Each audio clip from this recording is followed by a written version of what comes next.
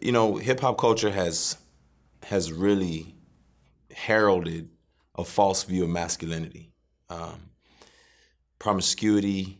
Uh, there's no room for monogamy. Um, we don't hear much about what it means to be a father, and rarely, if all, I would say it's frowned upon in most circumstances to be married or acknowledge a wife. Because the false view of masculinity says you're supposed to play the field and the world is your oyster and every woman in it is an object of your desire. And so that goes against the grain of the culture to settle down with one woman. Um, but when you fly in the face of authentic biblical masculinity, you're flying in the face of what God has deemed as good to and for uh, humanity, and you're missing out on the blessing of being consistent, authentic, selfless, and sacrificial man.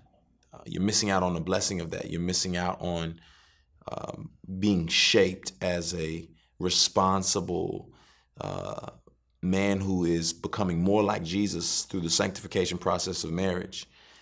You're missing out on the blessing of creating a legacy by being involved in the maturity and the growth of your children. And I think it's sad. It's detrimental. And it's not to say that that paints the picture of hip hop culture, because there are definitely exceptions across the board.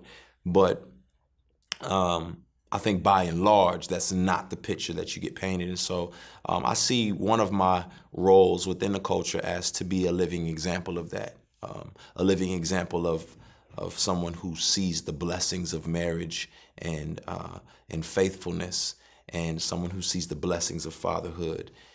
Ultimately, you know, I want to leave a legacy that I have never experienced. And so coming from a home where I didn't know my biological father, I had a stepfather who didn't have his father in his life and didn't really have a roadmap on what that looked like.